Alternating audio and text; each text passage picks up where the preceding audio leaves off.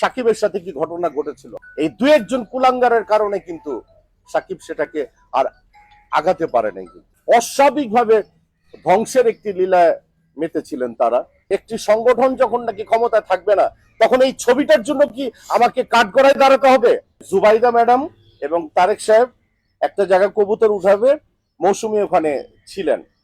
এখানে স্পষ্ট করে একটা কথা বলে দিতে চাই, রাষ্ট্র যেখানে যেই জায়গায় অবস্থান করিবে, রাষ্ট্রের প্রজারা সেখানে অবস্থান করিতে বাধ্য থাকিবে। আমি নারায়ণগঞ্জে বিতর্কিত একজন ব্যক্তি বেনজির সাহেবের, উনি র্যাবের প্রধান ছিলেন। আমি তখন বললাম যে ভাইয়া আপনার সাথে একটু কথা বলবো, যদি সময় দেন একটু। বিনয়ভাবে আমি তাকে অনুরোধ করেছিলাম। এই যে দেখুন, উনি আমাকে বলল যে এরকম একটা বিতর্কিত ছবি, তাকে তো অনেক কিছু অনেক জায়গায় নেওয়া হবে, অনেক জায়গায় প্রশ্নের হবে, আমাদের কাছে তো অনেক নির্দেশ আছে ওনার ব্যাপারে, এটা খুব বাজে সিচুয়েশন হয়ে যাবে। আমরা কিন্তু ভীতু ছিলাম, আমার পরিবার কিন্তু। একটা ছবি, তখন আমি বেনজির ভাইকে বললাম যে আজকে কথাটা বললাম এই কারণে যে একটু আগে আপনার সাথে র্যাবের প্রধান হিসাবে আপনার সাথে একটা ছবি তুলেছি আমি আর মৌসুমী, এবং কয়েকজন শিল্পীও ছিলেন।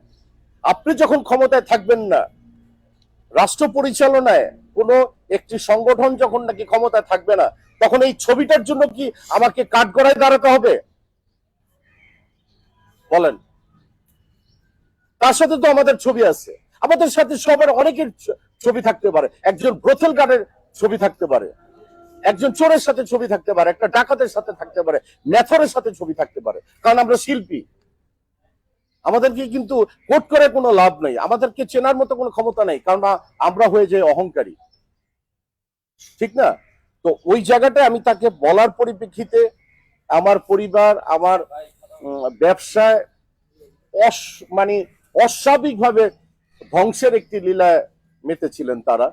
এবং আজকে আমি ভীষণভাবে ব্যথিত। অনেক ছোট ছোট আমার ভাইরা আছে, সাংবাদিকরা আছে, ওরাও জানে কিন্তু আমার এই ব্যথিত হৃদয়। আজকে একটা সময় গিয়ে বাধ্য হয়েছে, হ্যাঁ মৌসুমী নমিনেশন চেয়েছে, 200% শিওর নমিনেশন চেয়েছে, কিন্তু এই কেন চেয়েছে আজকে আমি জাহির করার জন্য আমি আসি নাই। যা যা কিছু ভাবতে পারেন, যা কিছু আপনারা ভাবতে পারেন, কিন্তু কেন চেয়েছিল সে আল্লাহ সুবহানাহু ওয়া তাআলা জানে, আমরা জানি।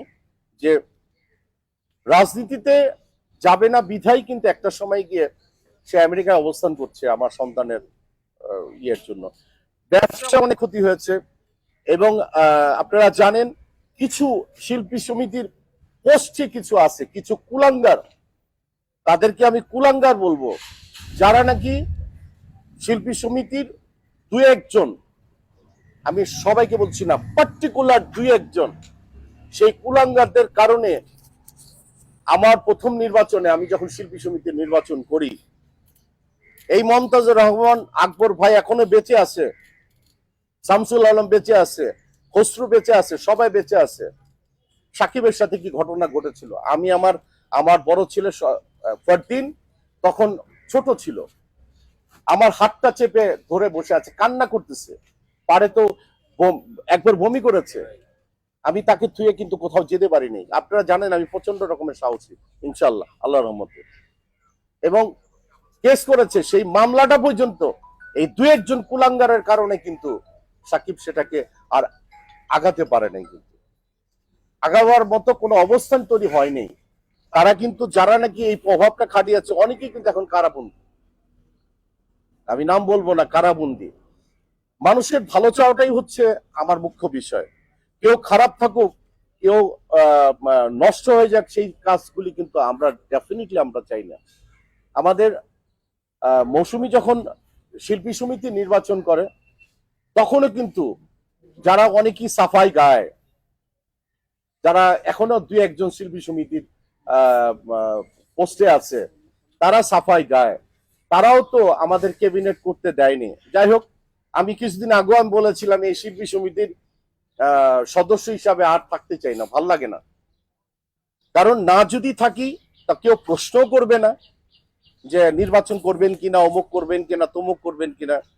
আমি আমার বন্ধু মিশার কাছেও আমি বলেছিলাম, মিশাকে না থাক, কোনো দরকার নেই, তোর রাগটা তোর কাছেই রাখ। মাঝে মধ্যে রাগটা করতেই পারি আমি, মানবিক কারণে। কারণ এই চলচ্চিত্রের জন্য তো কম কিছু আমি করিনি। এই চলচ্চিত্র আমি যতটুকু করেছি তার চেয়ে বেশি কিন্তু এই চলচ্চিত্র আমার জন্য করেছে। আমি অত্যন্ত মধ্যম পরিবারের ঘরে একটা ছেলে। আমি হয়তো ভাই চলচ্চিত্রে না হলে ছোটখাটো একটা চাকরি করতাম। কারণ এমন না যে আমি সুপার কোনো গ্রাজুয়েশন কমপ্লিট করেছি। আমি অকপটে আমি স্বীকার করি। কিছুদিন আগে আপনারাও জানেন যে দ্রব্যমূল্য নিয়ে আমি রেস্টুরেন্ট বিজনেস করি। দ্রব্যমূল্য নিয়ে আমি কিছু কথা বলেছিলাম দীর্ঘ প্রায় বছর খানিক আগে হবে বোধহয় সম্ভবত। এই দ্রব্যমূল্য নিয়ে বলার কারণে আমাকে 2 থেকে 3 বার মিন্টো রোডে যেতে হয়েছে।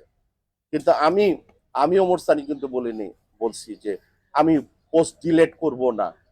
আপনারা কেউ প্রমাণ দিতে পারবেন যে আমার পোস্ট ডিলেট হয়েছিল? একজনও বলতে পারবেন না, একজনও বলতে পারবেন না।